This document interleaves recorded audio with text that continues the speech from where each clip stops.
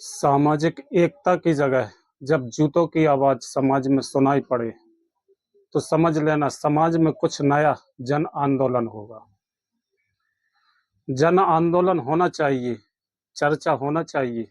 समाज में ऐसी घटनाओं पर केवल हंसना या व्यंग करना आने वाले भविष्य के लिए पीड़ादायक है। हमारा समाज शुद्ध दूध की तरह था, जिसमें कुछ लोगों ने नींबू निचोड़कर अपना दही तो बना लिया, लेकिन अब यह ज्यादा दिन रखे रखे उस दही से सड़ान को खत्म करने के लिए मंथन यानी मथना जरूरी है, ताकि बेशकीमती खुशबूदार घी निकाला जाए। एक सकारात्मकता चर्चा जरूरी है, जिसमें स्पष्ट हो सके कि अब आने वाली पीढ़ी को मजबूत आधार एवं स्तंभ हो। एक तरफ अस्मिता की लड़ाई, दूसरी तरफ दिखावे का दौर, और दोनों तरफ पिस रही है भोली समाज। जूता चलना कोई छोटी बात नहीं और ना कोई बड़ी बात समस्या की है जब ऐसे कृत्य किए जाते हैं। परिस्थितियों के अनुसार बड़े बड़े नेताओं को जूता कांड का सामना करना पड़ा, और फिर उसी में से जब निखर कर आए तो लोगों के बीच एक मिसाल बने, प्रेरणा बने। किसी भी समाज सेवी को नजरअंदाज करना या हल्के में लेना भी मूर्खता है। जब गांधी जी को अपमानित कर ट्रेन से धक्का दिया तो इतिहास बना डाला। डॉक्टर भीमराव अम्बेडकर साहब को अपमान, इतिहास बना डाला। भले ही आपके यह जूते आपकी खुन्नस को दर्शाता हो, पर कहीं यह खुन्नस भरे जूते का अपमान कुछ कर गुजरने की जिद के बीच इतिहास न रच दे। समाज और विचार, यह दो पैमाने हैं जिस पर चर्चा दोनों तरफ से होनी चाहिए।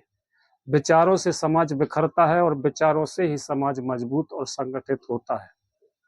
कोई भी विचारक समाज में वही विचार रखता है जो उसने अपने एवं अपनों के बीच देखा या महसूस किया हो। कुछ विचारक आयात किए हुए विचारों को रखते हैं जिनका कभी हमने महसूस ही नहीं किया है।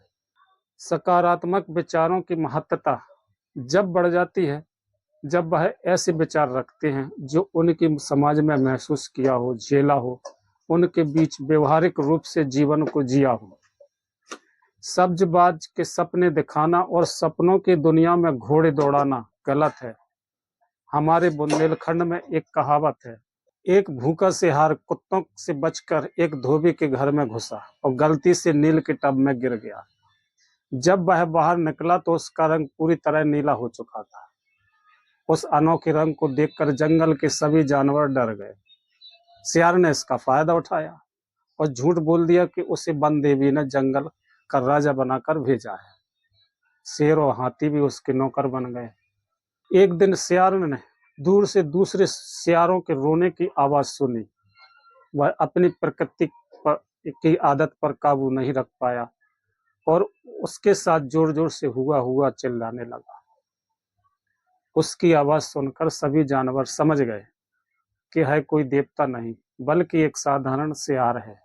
उसकी पोल खुलते ही सारे जानवर उस पर टूट पड़े और सियार को अपनी चालाकी की कीमत अपनी जान देकर चुकानी पड़ी। साथियों, छल कपट और बनावटी रूप से ज्यादा दिन तक नहीं टिकती। सच्चाई एक दिन सामने आ ही जाती है। किसी ने सच कहा है, समाज नहीं चल सकता बनावट के उसूलों से। समाज नहीं चल सकता बनावट के उसूलों से कि खुशबू नहीं आ सकती कागज के फूलों से। जो मूल है वो वास्तविक मूल ही रहेगा। बाकी धर्म परिवर्तन या जाति परिवर्तन के नाम पर समाज को गुमराह करना खत्म करें। बहुत बहुत धन्यवाद। तो अवसर खुद आते हैं।